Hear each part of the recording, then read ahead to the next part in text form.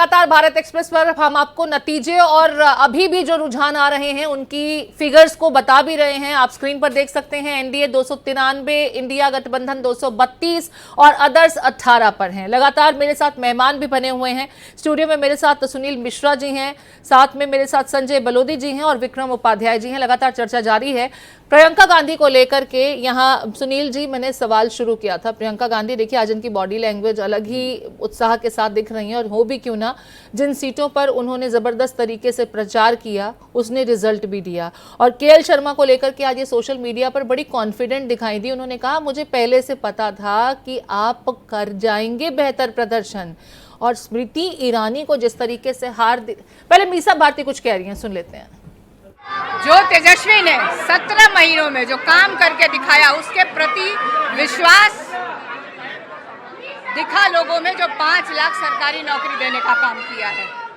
और वहीं जो 10 सालों से त्रस्त थी प्रधानमंत्री से लेकर स्थानीय सांसद महोदय से, क्षेत्र की जनता आक्रोश था उसमें। 50,000 से जीत मिला आपको भी, 50,000 वोट से जीत मिला, 50,000 आप कम बता रहे हैं। पाटलिपुत्र क्षेत्र की जनता को 80,000 से ऊपर मिला है। अभी आपको जब रिजल्ट मिलेगा, बिल्कुल बिल्कुल बिल्कुल मोदी जी तक आए थे और उन्होंने जो एक प्रधानमंत्री को उस स्तर का बयान देने पे मजबूर किया कि शायद उससे भी वोट मिल जाए। दे दो बाबू। इंडिया गठबंधन क्या सरकार बना रहा है केंद्र में? बिल्कुल बिल्कुल बिल्कुल बिल्कुल बिल्कुल इंडिया गठबंधन सरकार बनाने जा रही है। और हम लोगों ने क्षेत्र की जनता के और देश की जनता को जो वादे किए हैं वो सारे एक एक वादे हम लोग पूरा करने का काम करेंगे। आपके और चाचा है नीतीश कुमार, मैंने कहा मैं ये कह रही हूँ कि इंतजार करिए, धैर्य रखिए, बहुत परतें अभी उठने वाली है। बॉडी लैंग्वेज चेंज हो गई मीसा भारती की भी, हो भी क्यों ना, तीसरी बार में यहाँ पर जनता ने उन्हें वो स्वाद चखा दिया आखिरकार जिसका वो इंतजार इससे पहले के भी 2 चुनावों में कर रही थी। यहाँ मैं प्रियंका गांधी को लेकर के सुनील जी सवाल पूछ रही थी, कांग्रेस पार्टी प्रियंका गांधी को लॉन्च क्यों नहीं कर रही है? सिर्फ ये कहना कि गांधी परिवार से इतने लोगों को अगर हम टिकट देते और चुनाव में उतारते तो गलत संदेश जाता, लेकिन गांधी परिवार को लेकर के कांग्रेस पार्टी में जो आस्था है उसके बाद मुझे लगता नहीं कि प्रश्न चिन्ह खड़ा होना चाहिए था। विपक्ष तो वैसे भी बहुत कुछ कहता रहा है। जी क्या है लॉन्च न करने के पीछे मुझे लगता है, अगर आप देखें पिछले विधानसभा चुनाव में उत्तर प्रदेश में कहीं ना कहीं एक लॉन्च करने की तैयारी थी। और जिस तरह से कहीं ना कहीं प्रियंका जी को एक आगे फेस बनाकर जो है लड़की हूँ, लड़ सकती हूँ और तमाम पूरे एपिसोड को अगर आप याद करें, लेकिन कहीं ना कहीं विधानसभा चुनाव में वो सफलता न मिलने के बाद कांग्रेस 2 कदम पीछे चल रही थी। तो उसके पीछे का कारण ये था कि अगर एक कहीं ना कहीं तुरुह का पत्ता है, आखिरी इक्का है, अगर उसको भी हमने जो है लॉन्च कर दिया और अगर सही लॉन्चिंग नहीं हुई तो फिर हम बैकफुट पे होंगे। तो मुझे लगता है कि कहीं ना कहीं राहुल गांधी के साथ एक लंबा समय देने के बाद पार्टी अब थोड़े फूक फूक कर कदम रख रही थी। और स्पेशली उत्तर प्रदेश विधानसभा चुनाव में जिस तरह से कहीं ना कहीं भारतीय जनता पार्टी की राजीव शुक्ला की भी प्रतिक्रिया आ रही है, सुन लेते हैं उससे। कल उनकी मीटिंग है। राजीव जी लगभग सबका यही सवाल कि जेडीयू और टीडीपी को लेकर के पार्टी की क्या सोच है और सबको यही जवाब भी मिल रहा है कि कल बैठक होगी, उसके बाद ही स्थिति स्पष्ट हो पाएगी। किसी को खुद भी नहीं पता है कि अभी गठबंधन इन दोनों ही पार्टियों को लेकर के क्या सोच रहा है और फिर वो कौन सा ऑफर है जो दिया जाएगा जिसके बाद बात बन सकती है। सुनील जी अपनी बात आप पूरी कर सकते हैं। तो मुझे लगता है कि मैं वही कह रहा था कि कांग्रेस को कहीं ना कहीं एक अंदर से डर था कि अगर मैं फिर से लॉन्चिंग कर दिया, उदाहरण के तौर पे कि अगर टिकट दे दिया अमेठी से और अगर चुनाव नहीं जीत पाती है तो फिर एक किरकिरी सा बन जाएगा। नंबर 1 चीजें।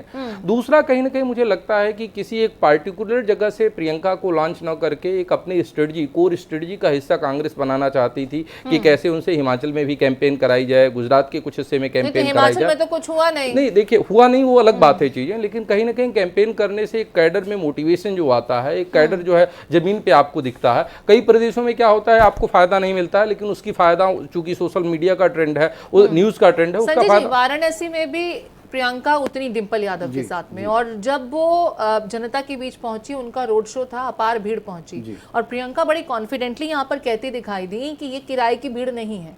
हालांकि इस तरह की स्टेटमेंट और जिस तरीके से कांग्रेस पार्टी ने एड़ी चोटी का जोर लगा दिया, सपा भी साथ में मददगार साबित हुई। अजय राय का जो वोट मार्जिन है प्रधानमंत्री नरेंद्र मोदी के मुकाबले, पहले के मुकाबले न तो सिर्फ बहुत कम हुआ बल्कि बीजेपी का जो प्रोजेक्शन था 10 लाख से ज्यादा का मार्जिन होगा, उसे यहाँ पर काफी हद तक नाकाम किया कांग्रेस पार्टी ने। ये प्रीति जी, जैसा आपने पहले भी बताया कि यहाँ पे मैं बोलना चाहूँगा कि यहाँ पे खुद कांग्रेस को आत्मविश्वास नहीं था कि हम जो है इस तरीके का परफॉर्मेंस कर पाएंगे। आपने देखा होगा कि उनके जो दिग्गज या जो पुराने नेता हुआ करते थे, कोई जो है राज्यसभा के टिकट के लिए भाग रहा, कोई किधर से जा रहा है। इवन आप देख लीजिए कि राहुल गांधी जी भी वायनाड गए थे और लास्ट मूवमेंट में आके फिर वो जो है रायबरेली आ रहे हैं करके, क्योंकि उन्हें कहीं लगा, मतलब उन्होंने भी सोच लिया था कि नहीं भाई, मुझे जो है एक बार कोई है ना सेव तो करना है अपने। और शायद यही कारण था कि प्रियंका को लॉन्च करने से पहले उनका ये था कि कहीं ऐसा ना हो कि जिस तरीके से हमने राहुल गांधी को, लेकिन रायबरेली तो केक वॉक होती ना कांग्रेस पार्टी के लिए, प्रियंका के लिए संसद तक नहीं ठीक था, मगर कहते ना बंद मुट्ठी लाख के खुली मुट्ठी खाक हो जाती है। तो बात कहने का मतलब ये था वो चाहते, मतलब उनका ये था कि कहीं ऐसा ना हो कि अगर सही ढंग से उनके मन मुताबिक अगर उसका रिजल्ट ना मिले तो कहीं ऐसा ना हो कि भाई राहुल गांधी को तो हमने देख लिया, इतने चुनाव में हारे हैं, बुरी तरीके से हारे हैं, कहीं प्रियंका जी को भी हमने लॉन्च किया और उस तरीके से चल ना पाए तो फिर रह कौन गया। रॉबर्ट वाड्रा को तो उतारेंगे नहीं मेरे ख्याल से। छत्तीसगढ़ में भी बहुत कोशिश की थी प्रियंका ने, वहां पर भी नतीजे हम देख रहे हैं, सिर्फ एक सीट पर कांग्रेस पार्टी अच्छा करती नजर आ रही है।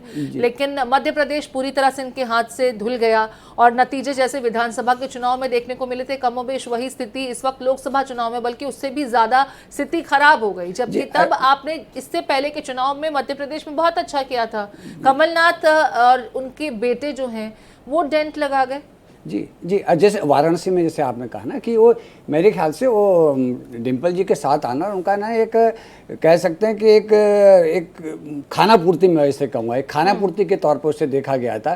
क्योंकि वो मालूम प्रियंका जी कोई ऐसी पावरफुल नेता नहीं है। उनके शुरू में देखा होगा उनके कैसे बयान के भाई इंदिरा गांधी की तरह दिखती है, उनकी नाक ऐसी दिखती है, शक्ल सूरत से इस तरीके से, या उनका क्या मतलब विकास के नाम पर प्रियंका जी एक ऐसा भी बयान बताते हैं कि आदरणीय प्रधानमंत्री जी ने जो भी कार्य किया उनके अपोजिट में वही पुरानी चीज़ों को, घिसी पीढ़ी चीज़ों को उन्होंने न तो उसमें कोई उन्होंने अगर कोई गलत चीज़ अगर देश के अंदर हो रही है या महिलाओं के उसमें हो रही है, आपने कहा कहीं उसके बाद कहीं महिला अत्याचार वगैरह हुए उन पर उन्होंने कभी कुछ बोलने का प्रयास नहीं किया, सिर्फ एक दो चीज़ों को छोड़ के, ठीक है ना। तो कहने का मतलब मेरा है कि वहाँ पे जो उत्तर प्रदेश में जो मुद्दा चला, जिन प्रकरणों का जिक्र कर रहे हैं उसी प्रकरण पर विक्रम जी मैं आपका रुख करते हुए, यहाँ पर हमने पहले भी बात की, मणिपुर के प्रकरण का हमने जिक्र किया और बाकी तमाम इस तरह की घटनाओं की भी बात की। उत्तर प्रदेश में भी ऐसे कई किस्से आए, अजय मिश्र टेनी के बेटे वाला प्रकरण या और भी इस तरह की कुछ घटनाएं, मैं नाम इस वक्त नहीं लेना चाहूंगी, लेकिन क्या क्षेत्र की जनता को ये नहीं लगा, खास करके कुछ एट्रोसिटीज का जिक्र किया जाए जिसमें कहा गया कि कानून अपने हाथ में सरकार ने लिया और जनता उस पर बहुत वाहवाही करती नजर आई, लेकिन समाज का एक तबका था जो ये सोचने लगा कि जब संविधान में कानून को मेंशन किया गया है तो आप उसके हिसाब से चलें, कानून सबके लिए बराबर है। मैं उन घटनाओं का जिक्र नहीं कर रही हूं, मुझे लगता है कि आप मेरा इशारा समझ गए होंगे। और ये मैंडेट जनता ने जब दिया तो ध्यान रखा कि ये चीजें भी हुई थी उस दरमियान। मैं पहले प्रियंका गांधी पे एक लाइन से बोलूंगा, मुझे लगता है प्रियंका गांधी लॉन्च कर दी गई हैं, क्योंकि सोनिया गांधी ने खुद कहा था जाके रायबरेली में कि मैं राहुल और प्रियंका को आपको सौंपने आई हूँ। अगर राहुल गांधी वायनाड छोड़ते हैं तो प्रियंका गांधी डेफिनेटली जो वायनाड रखते हैं और रायबरेली छोड़ते हैं तो प्रियंका गांधी डेफिनेटली जो है वहाँ से चुनाव लड़ेंगी और इस तरह से उनका उत्तर प्रदेश की राजनीति में मुझे लगता है आगे इस्तेमाल किया जाएगा। रह गई बात जो है कानून के मामले में, देखिए शुरुआत में जिन घटनाओं का आप जिक्र करना चाहती है और उस संकेत में, शुरुआत में लोगों को लगा कि ये सब लोग आतंक के पर्याय बन गए थे, इनका किसी भी तरीके से खात्मा हुआ वो ठीक ही हुआ। लेकिन जो दूसरी घटना उसके बाद हुई है या किसान आंदोलन के दौरान जो कुछ हुआ वो लोगों को पसंद नहीं आया कि भाई ये जो है वो ठीक तरीका नहीं है किसी को भी दबाने या समझाने का, क्योंकि एक बहुत बड़ा वर्ग जो है उत्तर प्रदेश में, एक मुस्लिम वर्ग जिसको हम कह सकते हैं, वो बहुत बड़ा वर्ग है।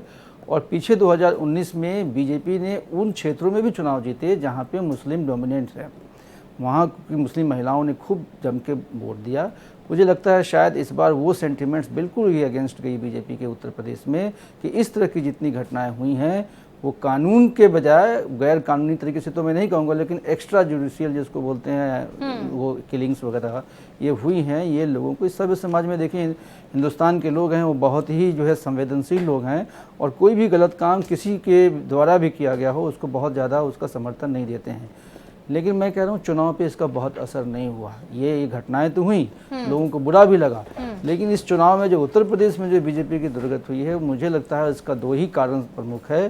पहला ये कि लगातार युवाओं को लगा, और देखिए उत्तर प्रदेश ऐसे कई सेंटर्स हैं, जिसको इलाहाबाद कह लीजिए, आप बनारस कह लीजिए, जहां लोग पूरे प्रदेश से आते हैं। ठीक है, इस बीच में ये जश्न की तस्वीरें भी देख लेते हैं महाराष्ट्र से, जिसका जिक्र मैंने पहले भी किया कि महाराष्ट्र का जो मैंडेट है वो अपेक्षा के बिल्कुल विपरीत आया, क्योंकि यहाँ एनडीए की तरफ से दावा यही किया जा रहा था कि महाराष्ट्र में हम अच्छी स्थिति में सरकार भी बना ली, अजीत पवार भी उनके पास चले गए शरद पवार को अकेला छोड़ करके, वहीं शिवसेना में भी टूट हुई और एकनाथ शिंदे को आपने मुख्यमंत्री बना दिया, देवेंद्र फडणवीस खुद डिप्टी सीएम बन गए।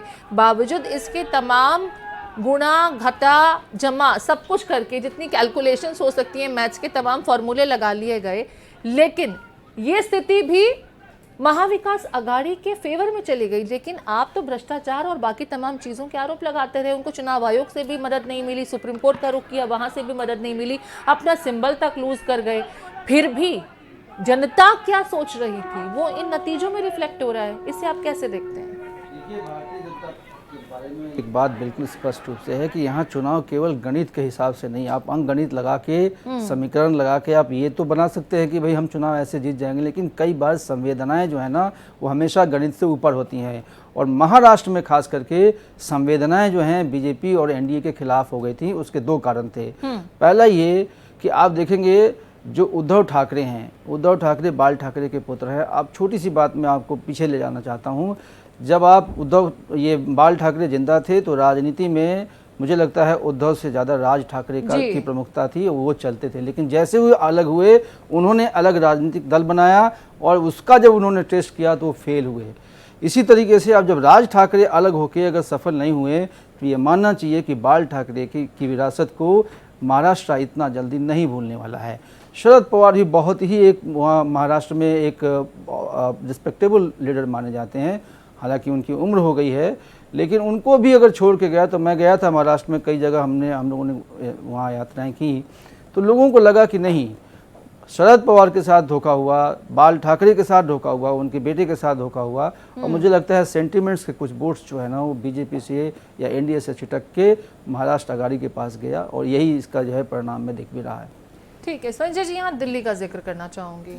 दिल्ली में जो विपक्षी खेमा था वो एकजुट हो गया। पिछली बार का मैंडेट बदलने की कोशिश की गई और माना भी यही गया कि यहाँ पर आम आदमी पार्टी के वोटर्स और अगर कांग्रेस के वोटर्स यानी जो विपक्ष है उसके वोटर्स एकजुट हो जाएंगे तो बीजेपी को बड़ा नुकसान पहुँच सकता है।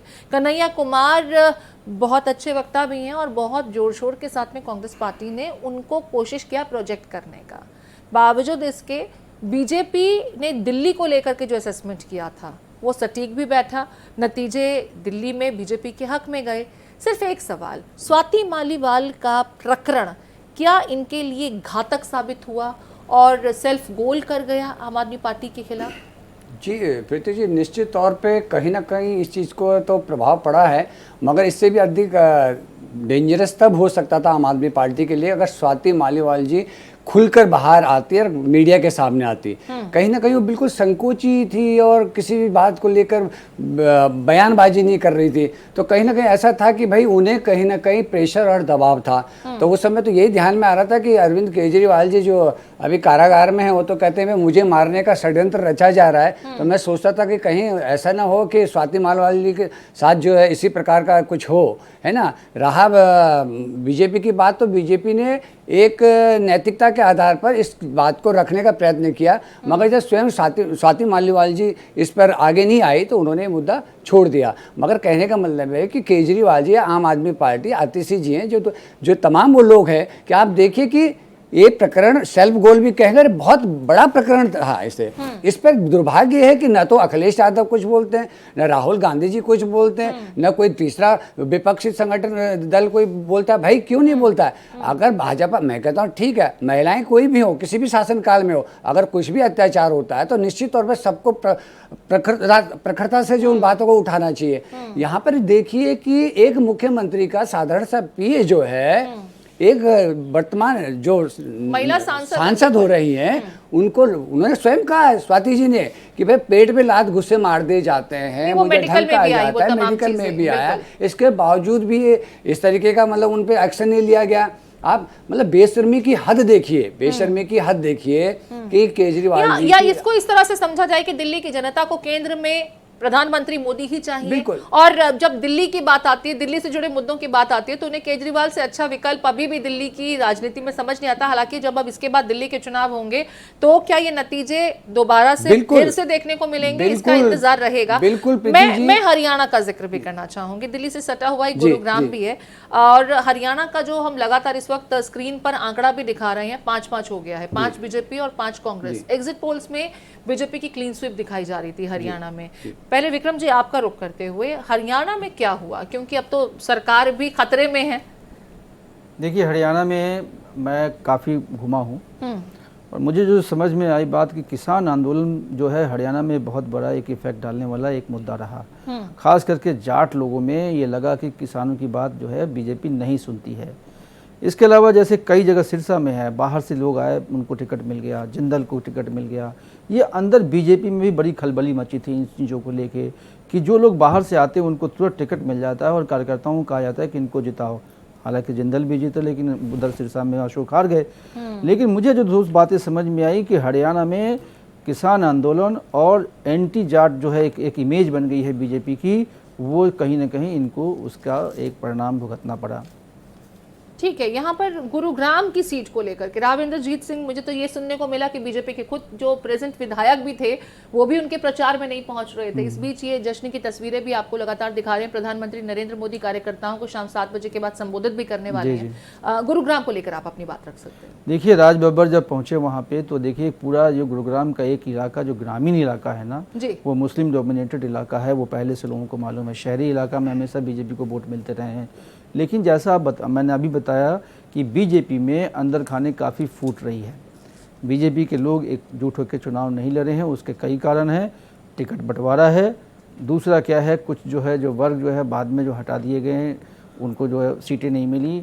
उनको लगा जो है हमको जो है रिप्रेजेंटेटिव प्रॉपर तरीके से नहीं मिले हैं लोकसभा के चुनाव में, उनको जो सीटें जो 10 जो उम्मीदवार खड़े गए उनके मन के मुताबिक नहीं है, इसका भी कारण हुआ। और पीछे देखिए गुरुग्राम के जो है ग्रामीण इलाके में काफी कुछ घटनाएं भी हुई हैं। बिल्कुल, वहाँ पर इसी वजह से मुझे लगता है कि अर्बन और जो रूरल वोटर्स हैं वहाँ पर बड़ा डिवीजन हुआ और अलग अलग तरीके से, क्योंकि कभी एक खेमे का जब एक सेक्शन का ईवीएम खुलता गया तो राव इंद्रजीत आगे बढ़ते गए, और शहरी इलाके में और उनका दूसरे अगर खेमे की तरफ से या दूसरे हिस्से का सेक्शन का जब ईवीएम खुला तो राज बब्बर आगे होते गए। वहां पर लगातार नेक टू नेक फाइट देखने को मिली।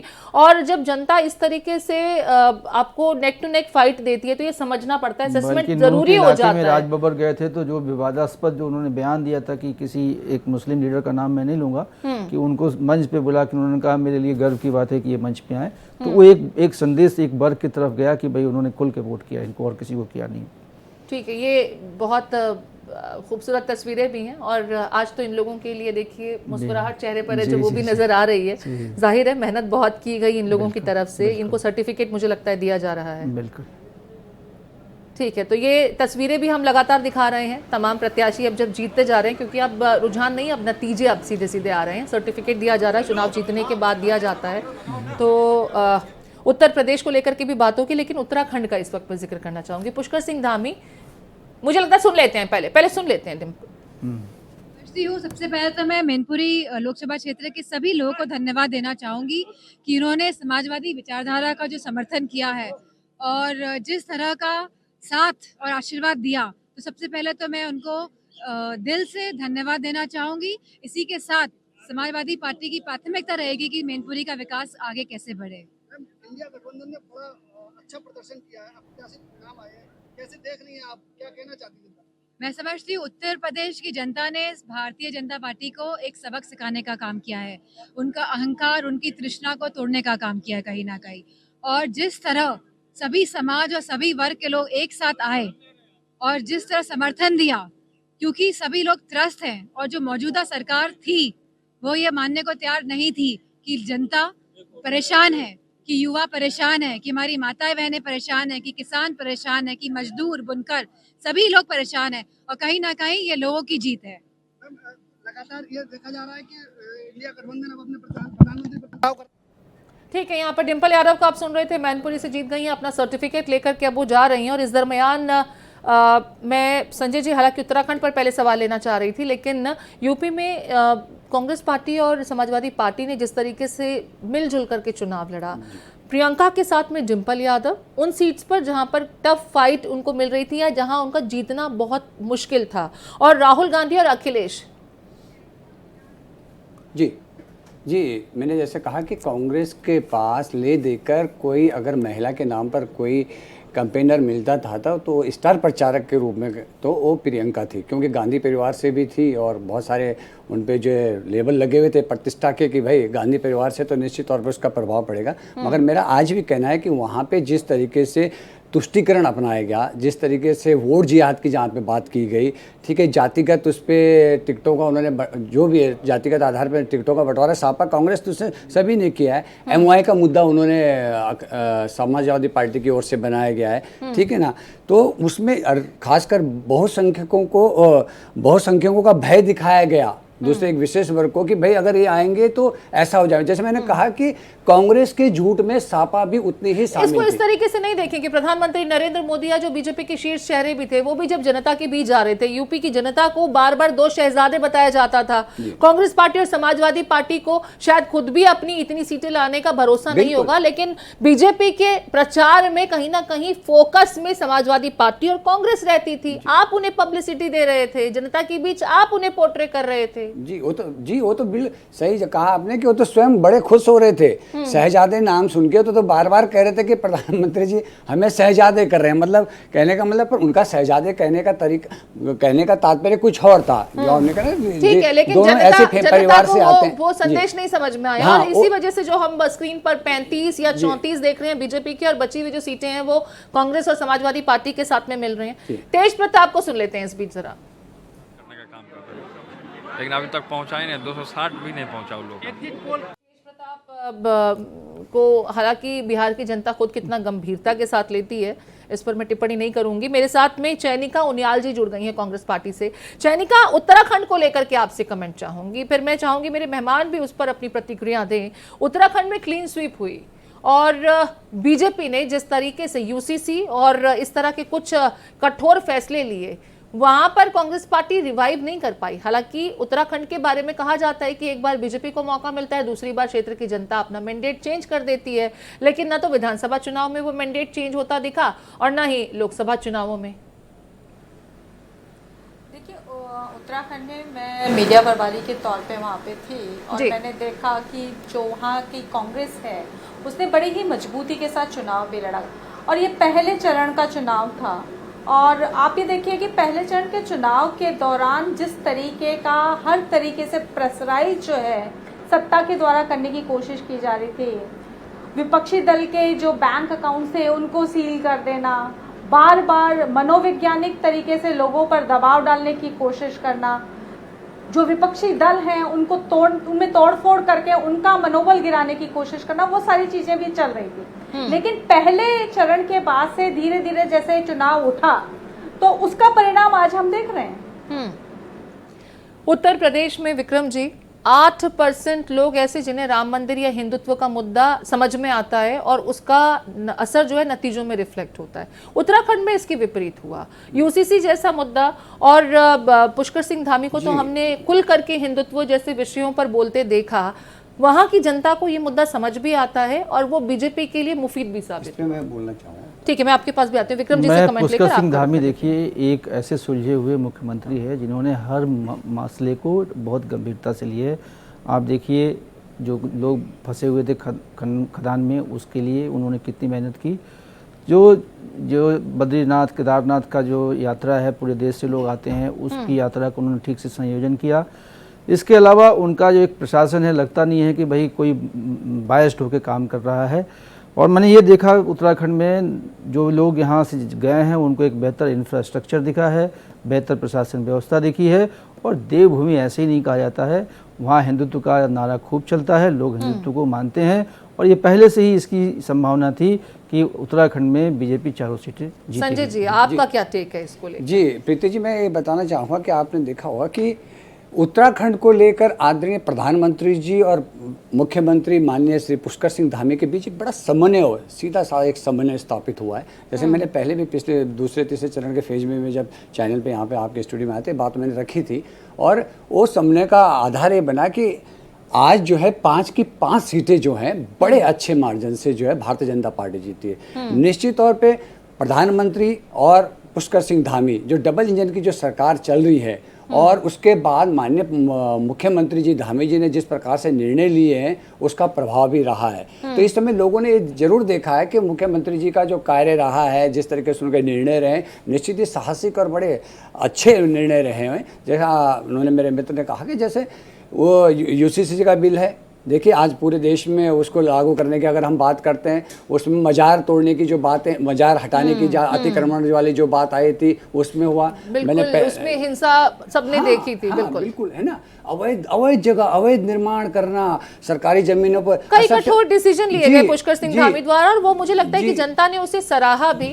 और सबसे बड़ी बात ये कि जमीनी स्तर के नेता रहे, लोगों के साथ बहुत आसानी से एक्सेस कर जाते हैं, लोग उन तक पहुंच पाते हैं, रीच आउट हो जाते हैं। तो इन तमाम फैक्टर्स का भी असर पड़ता है। हालांकि बीजेपी ने कई एक्सपेरिमेंट्स भी किए, लेकिन यहाँ पर जो फिट फार्मूला था, हिट फार्मूला था, उसी को इम्प्लीमेंट किया गया और नतीजे यहाँ रिफ्लेक्ट हो रहे हैं। 3 लाख करोड़, मैं माफी चाहूंगा 1 मिनट, 3 लाख करोड़ से अधिक एमओयू पे साइन हुए हैं, और उसमें से जो लगातार धरातल पर उतारने का प्रयास किया जा रहा है मुख्यमंत्री जी के द्वारा। और जैसा कि उन्होंने कहा कि मेरे पैनलिस्ट ने कहा कि भाई वास्तव में एक इंफ्रास्ट्रक्चर निर्माण किया जा रहा है बाहर से। ब्रेकिंग आ रही है, किरेन रिजिजू अरुणाचल पश्चिम से विजयी हो गए हैं। कांग्रेस प्रत्याशी को 1,738 वोटों से उन्होंने हराया है। किरेन रिजिजू अरुणाचल पश्चिम से विजयी हुए हैं। ओवैसी भी कुछ कह रहे हैं, सुन लेते हैं। MIM पार्टी के हक में अपना वोट दिया, और जो हमारी कमजोरियां हैं हम कोशिश करेंगे उसको दूर करने के लिए। मैं साथ ही साथ PDM की हमारी पल्लवी पटेल, हमारी बहन का, उनकी माता का, उनकी माँ का, पंकज भाई का और उनके तमाम अपना दल के जिम्मेदारों का भी शुक्रिया अदा करूंगा कि हमने वहां पर भी जाकर PDM के लिए कैंपेन चलाया है, और हमारा ये PDM से जो हमारा ताल्लुक़ है वो जारी रहेगा।